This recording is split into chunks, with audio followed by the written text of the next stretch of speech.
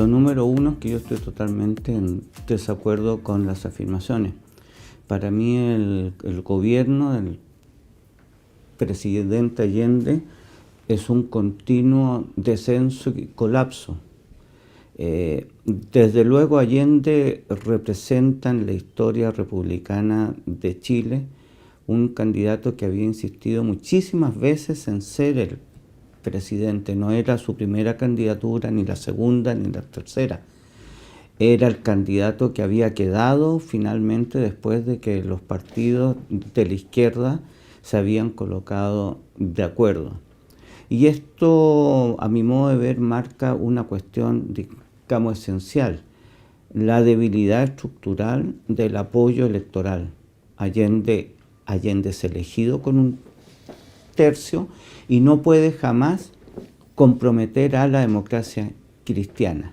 Bien es cierto que hoy día sabemos que Radomiro Tomic intentó ser más cercano a la Unión Soviética que el propio Salvador Allende. Así lo explicitó en reuniones que están bien documentadas en el trabajo de Olga Ulianova, de cómo Tomic dice: yo soy más unidad popular que Allende. Pero la verdad es que la democracia cristiana, después del fracaso electoral del sector más tercerista, se inclina por la vía, entre comillas, más conservadora, que es la de Patricio Aylwin. Una línea bastante más militante, oportunamente militante, respecto de cierto contenido de rechazo. También porque en el programa de la UP, al comienzo de su gobierno, se denunciaba el apoyo desembosado de Estados Unidos en el programa de gobierno de Eduardo Frei. Por tanto, que es lo que diríamos, tenía un apoyo del 30%, y a pesar de que retóricamente la candidatura de la UP era concomitante con la de Radomiro Tomic, no lo era con el partido. Al contrario, manifestaba que el reformismo era una especie de engaño y que el reformismo demócrata cristiano era parte de una estrategia del imperialismo estadounidense. De modo que Allende se va a batir con el apoyo de sus incondicionales. Pero en los incondicionales también hay una cuestión que hay que ir remarcando desde el minuto uno. Allende era más que la coalición, Allende era más que el conjunto de partidos, Allende solo lo apoyaba el PC, porque el Partido Socialista estaba en una eclosión ultrista, en una eclosión retórica. Allende tiene muchos instantes en los cuales tiene que enfrentarse con su misma militancia, como cuando viaja a Concepción y entonces le exigen definiciones, le preguntan si la revolución con vino tinto y empanadas está en la revolución de los mencheviques o de los bolcheviques. Y Allende responde bastante irritado, diciendo: lo importante es hacer la revolución, no estar discutiendo cuestiones teóricas. Al igual que hoy día, la extrema izquierda estaba sobresaturada de teoría, sobresaturada de marcos teóricos, en este caso eran más rígidamente marxistas. Había un conjunto de influencias ultristas en los cuales la tradición parlamentaria y retórica de Allende, que en algún momento había sido muy distante del Partido Comunista, termina teniendo como único aliado real y disciplinado al PC. Y eso es una cuestión que es bastante significativa.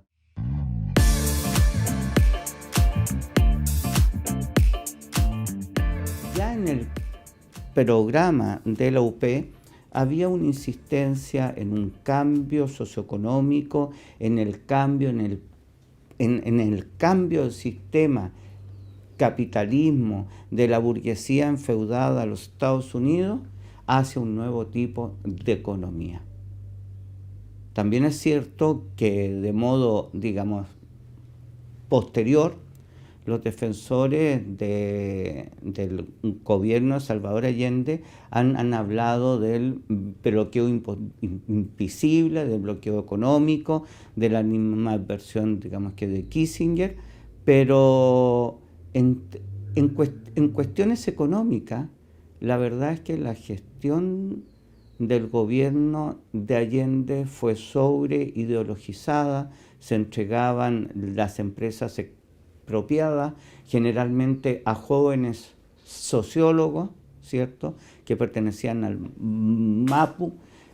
Las industrias que eran o caían en esto no volvían a ser más productivas, y desde luego en la época existía el mito de que la inflación ayudaba al consumo. Y esto no era solamente del gobierno, digamos, Salvador Allende. Los radicales también lo habían pensado.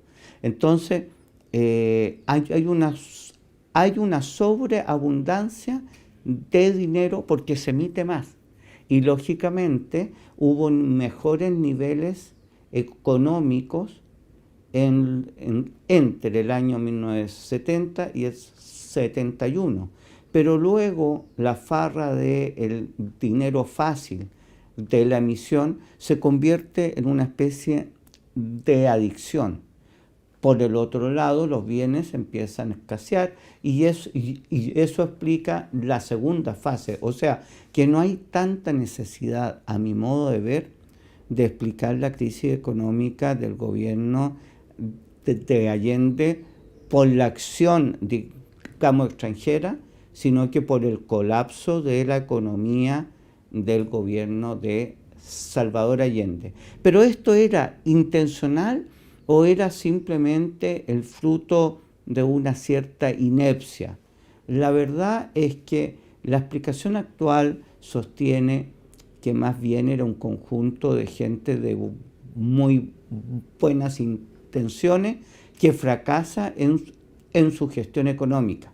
Pero cuando uno revisa los discursos de Buscovich, se da cuenta que el propósito de Buscovich es hacer quebrar la economía, pero hacer quebrar un modelo de economía, o sea, no la economía en sí, sino que la gestión de la empresa no estatal.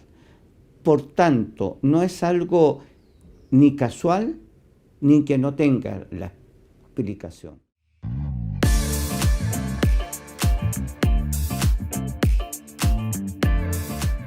La segunda fase, que empieza en 72, empieza con una mayor resistencia. ¿Por qué motivo? Uno, porque existe una tendencia a la radicalización del programa de gobierno sin tener ningún apoyo electoral suficiente. Nunca el gobierno de Allende llegó siquiera a una mayoría relativa. Lo más que alcanzó fue un 40 y tanto. Entonces, ¿qué es lo que significa? La oposición es la que tiene la iniciativa, la oposición es la mayoría y la oposición se forma como un vínculo en el cual finalmente la democracia cristiana se une al Partido Nacional y al Partido Democrático Radical, que era una decisión del Partido Radical que se había izquierdizado bastante más de lo que era. De modo que cuando uno mira todo esto y reflexiona, a mi modo de ver, nunca hubo un auge. Quizás un auge en sentido alegórico, quizás un auge en sentido retórico, en el sentido que había un discurso, ¿no?, del ascenso de estas masas que se tomaban, digamos, en la calle. Pero la verdad que para los que han vivido en la época, el control de la calle, el control de esas masas, no la tuvo la OP, sino que la tuvo la Confederación Democrática, que era la oposición.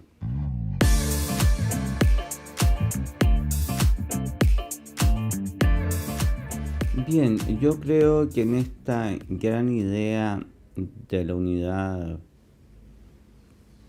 popular, de construir un nuevo tipo, digamos, sociedad, un nuevo tipo, digamos, de economía, la gran mayoría de lo que se ha eh, descrito como las realizaciones solo se pueden entender dentro de un determinado clima o interpretación, que es bastante, digamos, lógica. Sin embargo, yo diría que lo que tuvo un apoyo generalizado fue haber completado el proceso de nacionalización, digamos, del cobre.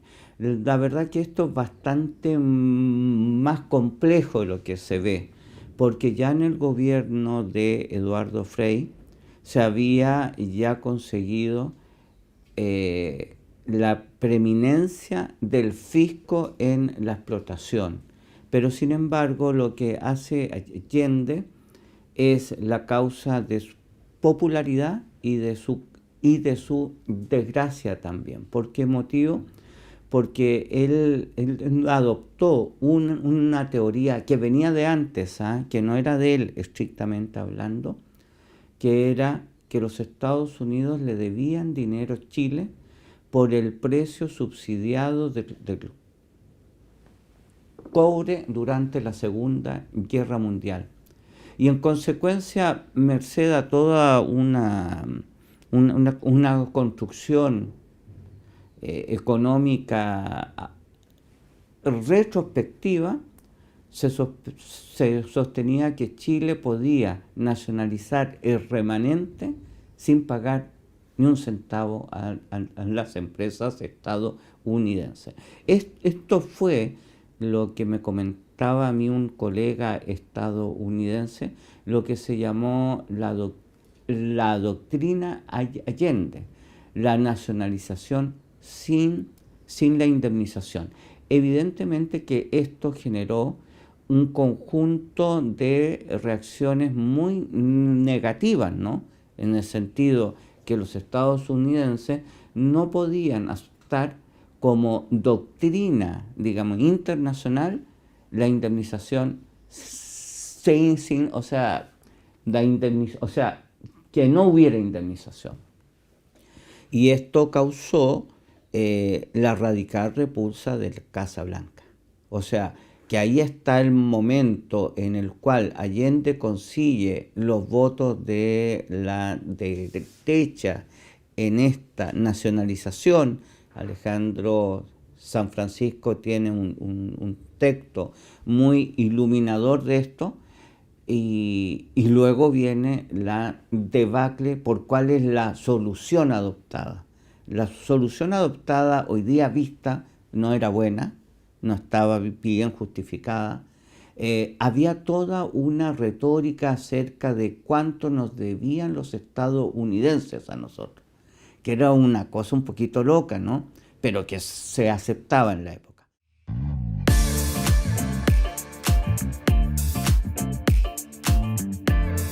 Yo creo que el otro gran momento no tuvo que ver con Allende, pero sí con la coalición. Fue la concesión del premio Nobel a Neruda. También ese es un instante que hace simbiótica la relación entre cierta cultura y la izquierda que apoyaba a Allende. Neruda era un vocero, era un hombre que encarnaba el ideario del Partido Comunista, y evidentemente la concesión de un premio Nobel, aunque en su talento literario no tuviera nada que ver el gobierno de Salvador Allende, como no lo hubiera tenido ningún otro gobierno tampoco, apoyaba la singladura de la experiencia de la UP. Y esto yo quiero decir que hay un punto de vista, porque a veces hay ciertas interpretaciones que dicen en Chile era el objeto mundial de toda la atención. Bueno, Chile era uno de los muchos objetos, digamos, de atención. Pero sin duda tiene yo creo, repercusiones, digamos, distintas, porque tiene también un entramado de lecturas distintas. Desde Europa se veía a Allende más bien como un líder del tercer mundo, como un líder nacionalista incluso, como un líder del tercer mundo, más que como un rígido marxista. De hecho, hay una anécdota que no es anécdota, ¿no? Una colega, María José Enrique, describiendo las relaciones entre Francisco Franco y Salvador Allende, descubre que Franco tenía la idea de que más bien Allende era un nacionalista, digamos que de izquierda, y por eso se allana a firmar los famosos convenios de la marca de buses y de camiones. Entonces, no es que sea algo aislado, sino que yo diría que los momentos más rutilantes son justamente estos. La nacionalización, digamos, del cobre, que a mi modo de ver se hace inadecuadamente mal, ¿no? Hay un proverbio vietnamita que dice, no es inteligente acumular enemigos. Y aquí en este caso era un momento bastante, digamos, difícil. Cierto es que desde el minuto uno hubo un conjunto de conspiraciones y por algo el gobierno de Salvador Allende denunció los papeles de la ITT también, ¿cierto? De la implicación de ciertos medios gubernamentales dentro de la conspiración que finalmente liquida al general Schneider. Pero independientemente de eso, y evidentemente hay ahí un juego, o sea, hay un juego en el cual Allende tiene esa suerte de aureola, ¿no? O sea, evidentemente que Allende es no solo un cercano, sino que un amigo de Neruda. Y hay una simbiosis, una simbiosis entre la cultura y la política.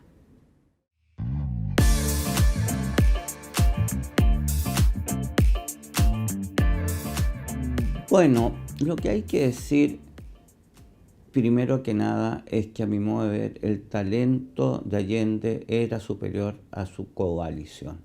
Eso yo creo que hoy día también se ve, ¿no?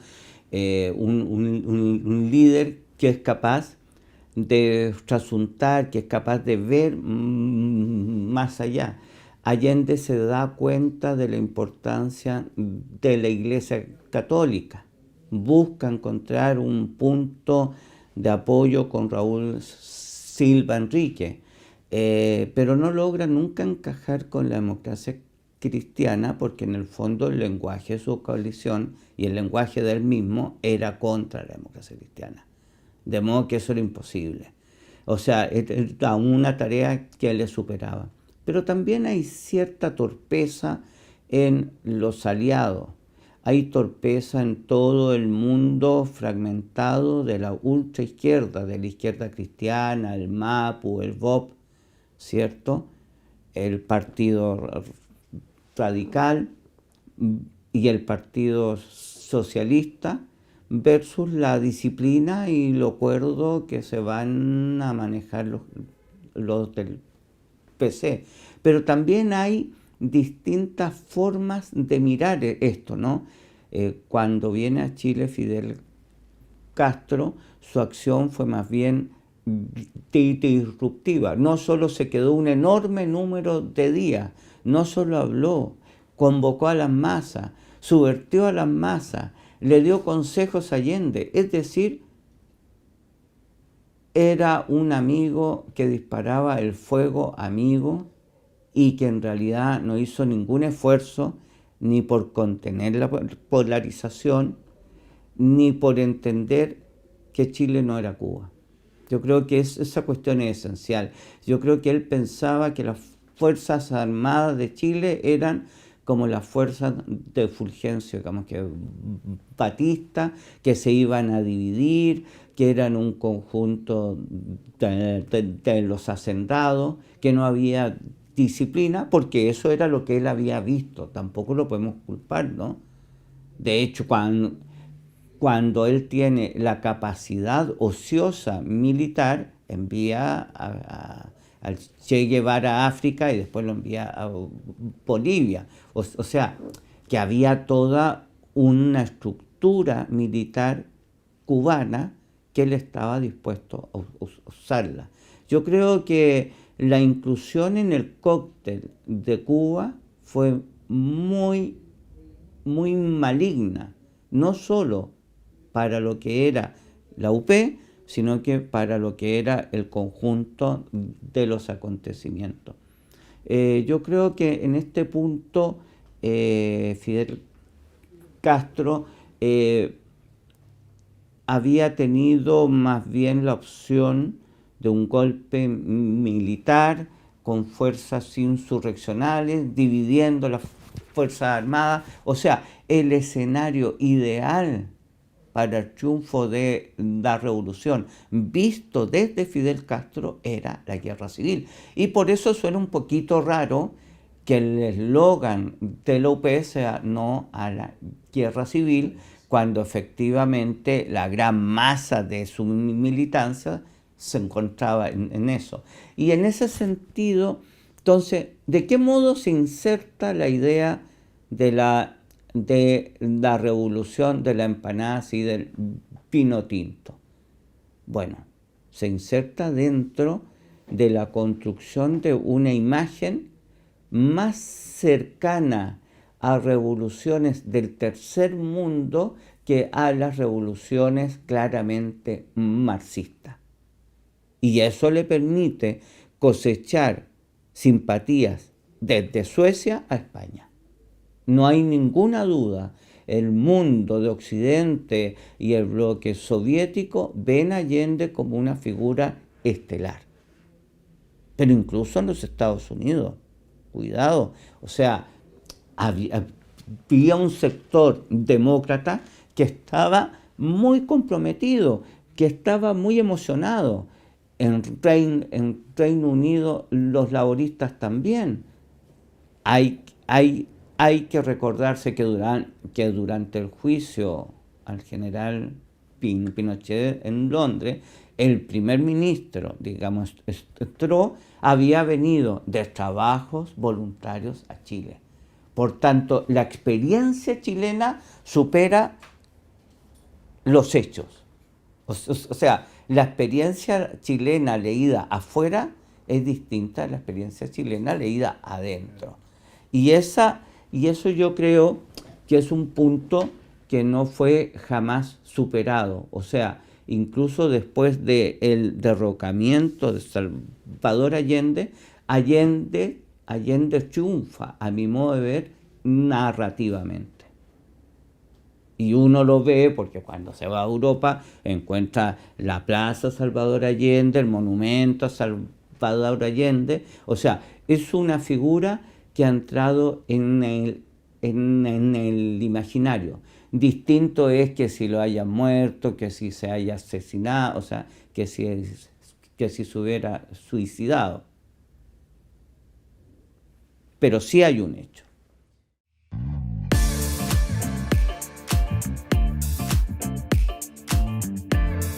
Lo que ocurre es que hay que entender que la prensa nacional era una prensa que contribuyó a la polarización, había un clima de guerra civil, había un deterioro evidente del prestigio de la autoridad.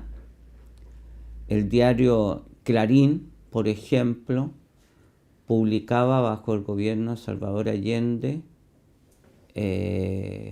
unos titulares enormes que decían: la señora habló tal cosa, aludiendo en una posición homofóbica a Jorge Alessandri. La deriva del gato Gamboa fue muy perniciosa para el estilo en general. Tenemos un equivalente de derecha a lo que era el Clarín, que es justamente, digamos, Tribuna, el Siglo, que está totalmente, digamos, También un Mercurio bastante más beligerante. Algunos han sugerido que el Mercurio obtuvo fondos estadounidenses y que aplicó algunas cuestiones de técnica periodística ligadas a la guerra de la información. Pero en general, cuando uno lee los diarios, digamos, de esa época, ve exactamente lo mismo. Polarización extrema, insultos, amenazas, agresiones. Allende se ve como el hombre necesario por los medios afines a su coalición, y Allende se ve como el aspirante a Fidel Castro desde la oposición. Y no hay mucho lugar ni para la moderación ni para un enfoque más racional. Yo diría que en la época, mirándose, hay una suerte de guerra de las emociones, ¿no? Cuando uno ve instantes que fueron señeros en la oposición, como la marcha de las cacerolas vacías, la gente se olvida que el grito de los grupos de izquierda era las momias al colchón, los momios al paredón. Y eso eran reminiscencias de la fascinación que despertaba la revolución en Cuba. Yo creo que la revolución en Cuba, como una especie de telón de fondo anímico, inspira o excita a la totalidad, digamos, que los bandos. Y entre medio quedan algunas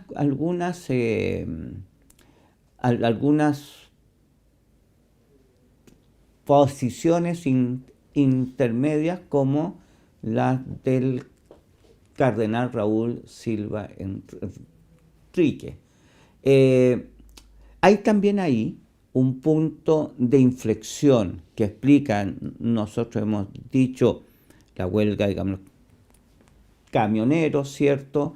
La marcha de las cacerolas, digamos, que vacía. Y un tercer hecho que es muy importante: la ENU.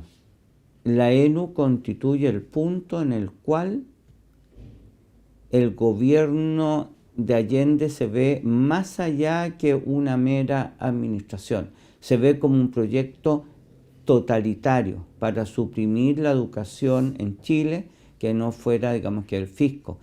También hay un trabajo en esos años. Uno leía los libros de editorial Quimantú o la revista infantil Cabro Chico, que le hacía la pelea a la revista burguesa y europeizante que era Mampato, ¿cierto?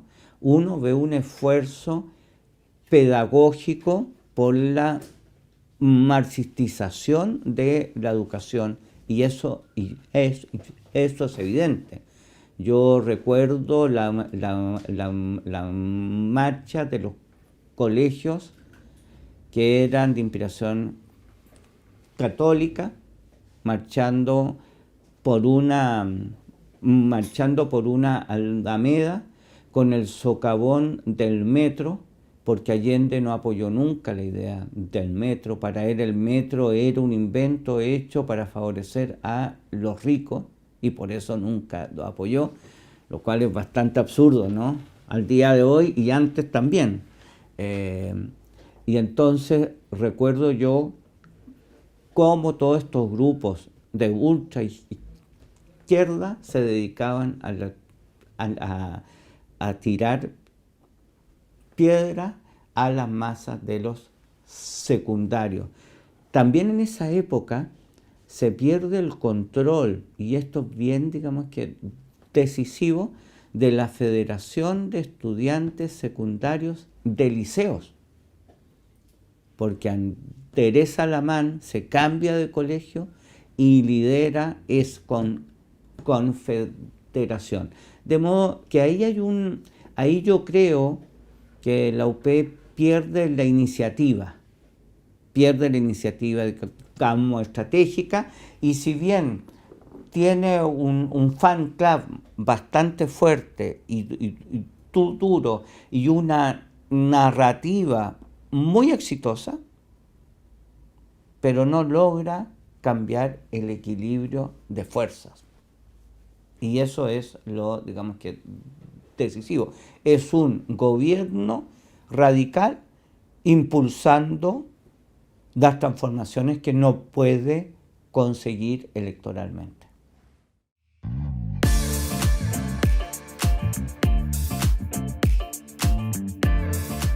Bueno, aquí yo haría una observación genérica.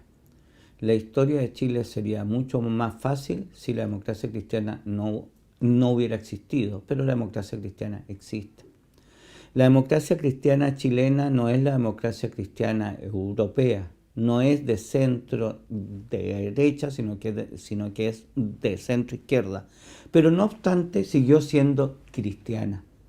Y esto es una cuestión de principio, porque aunque en los años 70 se afianzan corrientes dentro de la Iglesia que pretenden la marxistización de su lenguaje, y aparecen los cristianos por el socialismo dentro del mundo eclesial, la izquierda cristiana dentro del mundo de las organizaciones y también el MAPU, ¿cierto?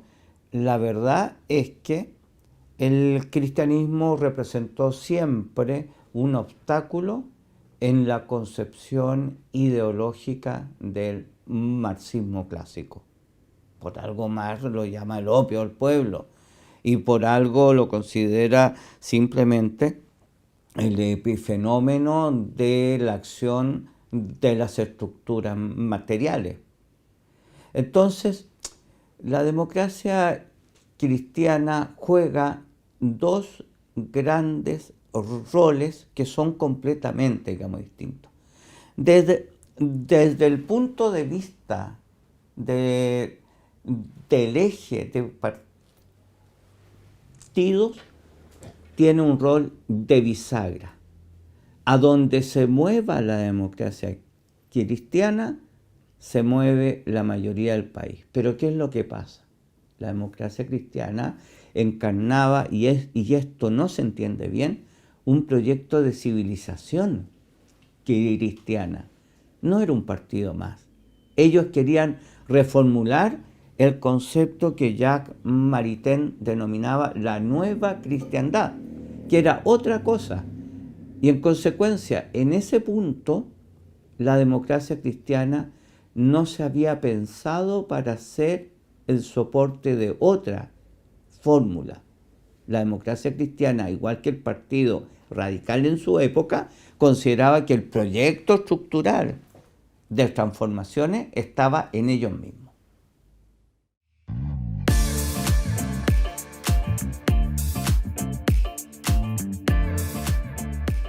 Tiene que ver con la Iglesia. La Iglesia y la democracia cristiana tienen una relación simbiótica, sobre todo después de la desarticulación en el año 66 del Partido Conservador, que queda como el único partido de naturaleza cristiana, no confesional, pero cristiana. Y la experiencia de la vida de la fe se contrapone a la experiencia política.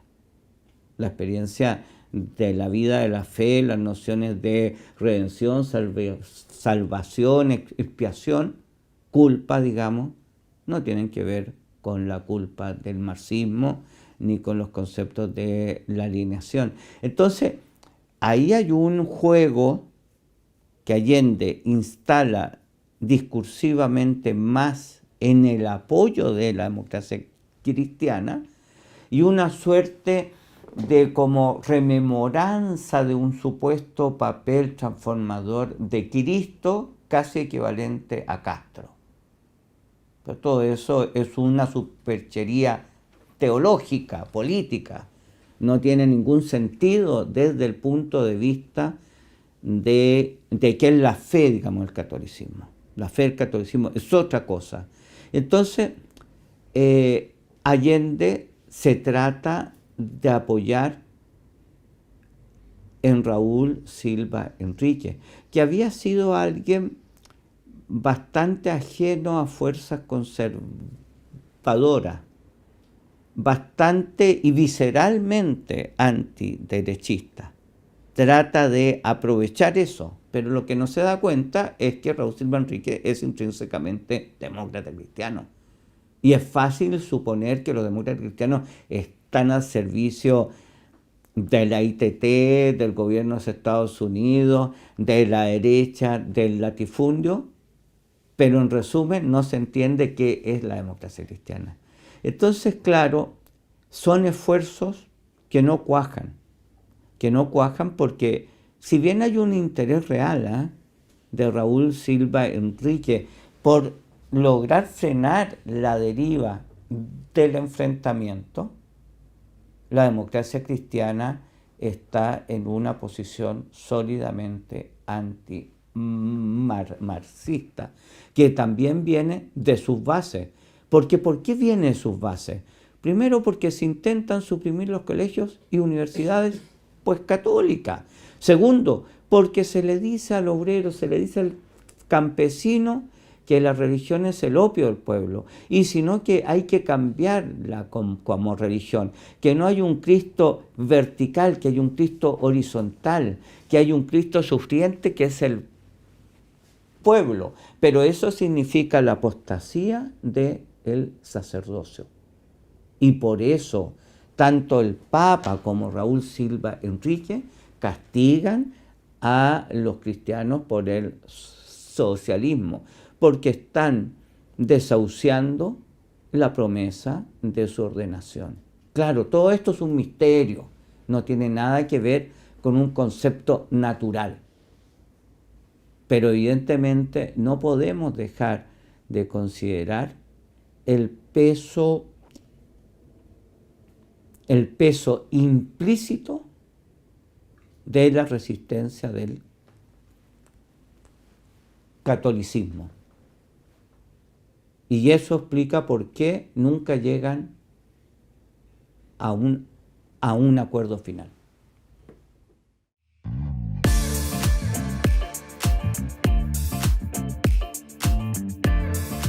Yo creo que no hay un centro de derecha en esa época, sino que hay derecha pura y dura.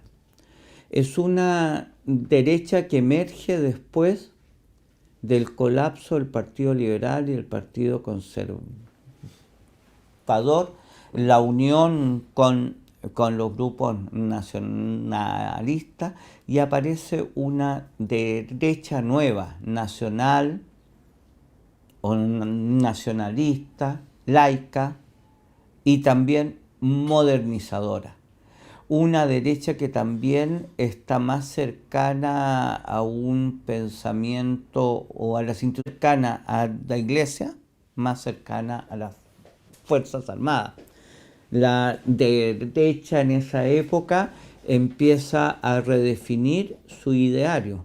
Se pasa del conservatismo clásico, que era a veces anticomunista y a veces no lo era, cuidado, de concepciones acerca de una economía humana a una economía liberal, y dice economía liberal, o lo que se entendía en la época, porque no es lo mismo, no es una concepción neoliberal. Hoy día está muy de moda hablar de que el neoliberalismo existe en todas sus formas y una especie, digamos, de mantra, digamos, interpretativo, pero eso es absurdo.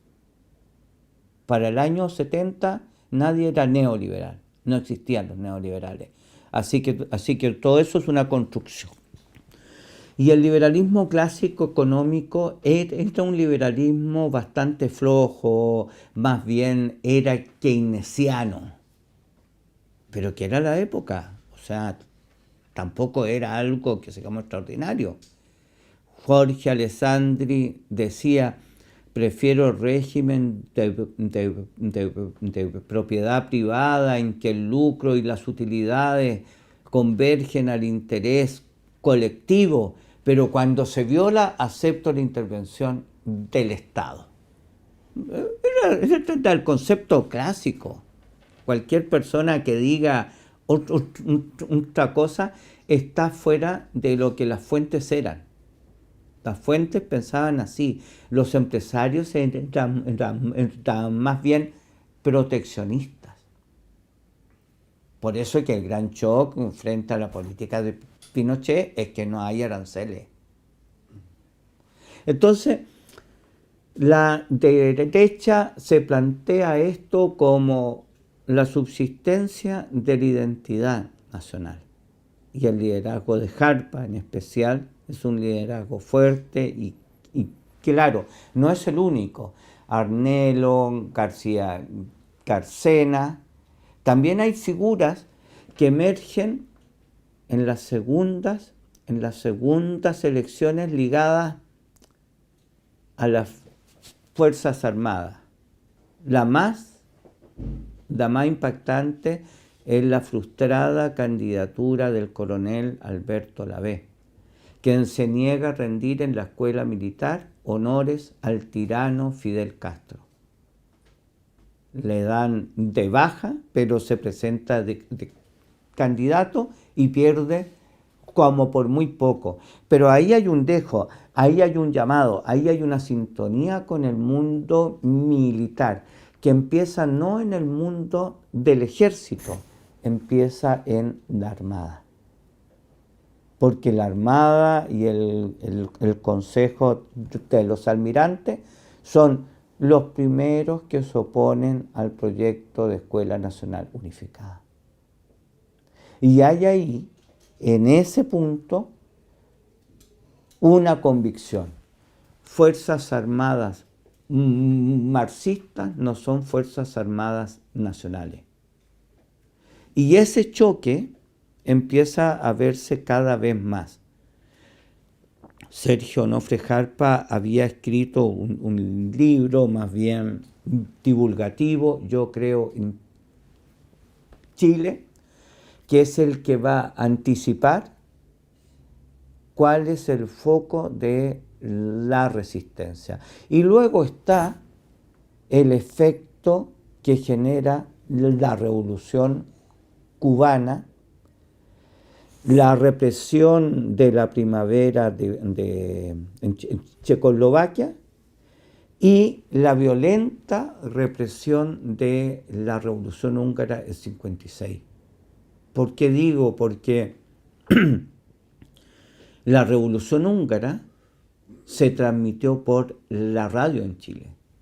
Hoy día nosotros nos acostumbramos a pensar que todo viene en televisión, pero los audios de la radio Hungría Libre, cuando están los soviéticos enterando y despidiéndose, porque saben que después de eso viene la cárcel o la muerte, impactaron muchísimo en Chile. Entonces, en realidad, cuando a su vez las fuerzas del MIR, del MAPU, ponían eso de modelo, se entiende por qué la derecha se va a radicalizarse muy violentamente.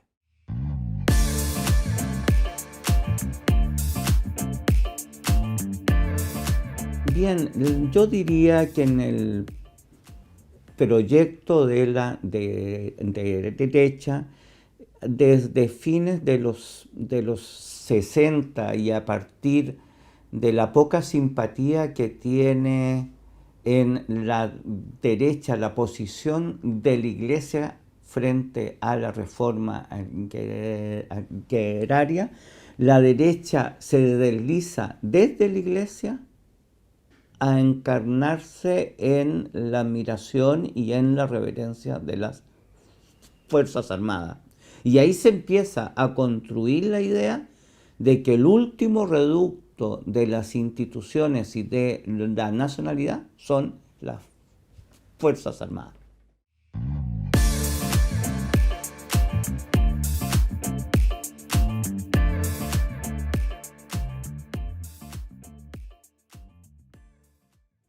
Las relaciones internacionales se pueden tomar de dos puntos, digamos, de vista.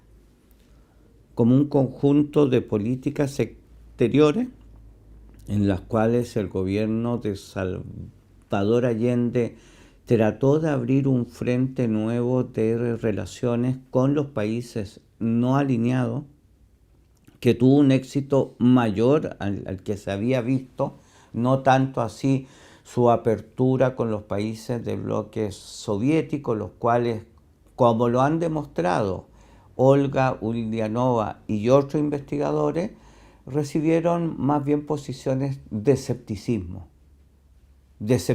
respecto de la factibilidad. Y del otro lado lo podemos ver como política mundial o política internacional, esto es como el choque o la competencia por la hegemonía mundial. Y en ambos puntos hay que decir algunas cuestiones. Respecto del punto de políticas exteriores, la política exterior chilena durante Salvador Allende fue una política que se autodefinió de revolucionaria, en el cual, como lo dice Allende, las convicciones internas coinciden con la expresión de estas en lo internacional. Esto parece muy lógico, pero no es verdad. Primero que nada, porque cualquier género de política exterior se funda sobre la pluralidad de sistemas en el mundo. La diplomacia se hace no para tener relaciones con países con los cuales compartamos el mismo elenco de valores, sino con países que no comparten nuestros elencos, digamos, que valores. Por eso hay diplomacia. Si alguien entiende la política exterior como una suerte de catequización al mundo, cae en una política retórica e ineficaz. Y así ha sido siempre. O sea, Allende lo vio mejor que otros, porque en vez de haber tenido relaciones equidistantes y agresivas con la dictadura militar argentina, se daba cuenta de que Argentina era un país más poderoso, que era el vecino, y que no iba, o sea, y que la función de la política, digamos, exterior era aminorar las amenazas y mantener el nivel de las relaciones en el mejor nivel posible. De modo que, mirada desde el punto de vista de la política exterior, fue una política exterior declamatoria, retórica, ni tan revolucionaria. Yo creo que cuando uno mira y se da cuenta que después de haber denunciado los papeles de la ITT, el complot de la Kennecott, no haber roto relaciones con los estadounidenses, hablan de la debilidad. Pero además hay una cuestión. ¿Dónde está situado Chile? Chile está situado dentro de la Guerra Fría en un bloque que no es el oriental. En un tipo, digamos, que de hemisferio a donde no solamente está más cerca de los Estados Unidos, sino que estaba peligrosamente cerca de países que no miraban bien esto. Nos acostumbramos a pensar que Brasil, que fue bastante anticomunista, y hay un libro que muestra cómo Brasil apoya toda la gestación de las Fuerzas Armadas para el golpe, de Argentina menos, porque Argentina tiene una suerte de contraposición geopolítica con las Fuerzas Armadas, pero nos enteramos que el presidente civil de Uruguay, Areco, planteaba aislar a esta nueva Cuba andina.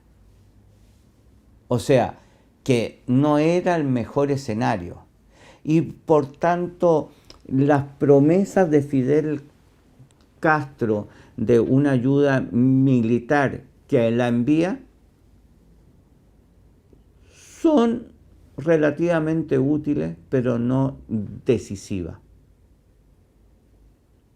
Respecto de China, la documentación actual muestra que los chinos no confiaban en Salvador Allende porque era marxista-leninista y no era maoísta. Y cuando llega Augusto Pinochet, negocian con Kissinger el reconocimiento de Augusto Pinochet. Y la URSS, pues la URSS queda en otro hemisferio, en otros mares, en otros cielos. O sea, la ayuda, la solidaridad socialista no existió. De hecho, Olga Ulianova, habiendo visto los papeles, se enfrenta con una sesión del Partido Comunista de la Unión Soviética en que se discute si para que vaya a triunfar Allende se necesita un subsidio equivalente al de Cuba. Y Yuri Andropov, el jefe de la KGB y posteriormente líder de la URSS, dice: no queremos una segunda Cuba en el hemisferio, porque Cuba representa un peso económico muerto. Cuba es el soldado de es el soldado de lo que ellos van a denominar el internacionalismo, pero al mismo tiempo es un elefante que tienen que mantener.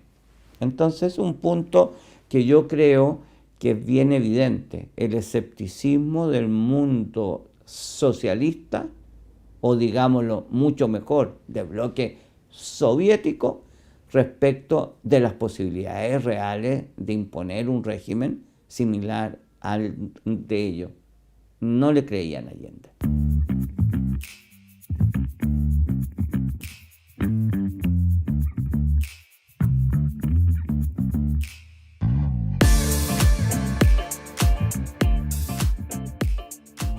Hola, soy Álvaro Iriarte, director de contenidos del Instituto República. Estamos compartiendo contigo las entrevistas completas que dieron forma a nuestro documental Chile, 1970-1973, Crisis y Muerte de la Democracia. Si aún no lo has visto, te invito a hacer clic aquí. Comparte este contenido a quien creas que le puede interesar y dale like si te gustó. Suscríbete a nuestro canal y activa las notificaciones para estar atento a las próximas entrevistas públicas, especial 50 años, y a todo el contenido que está por venir y en el que hemos estado trabajando. Síguenos.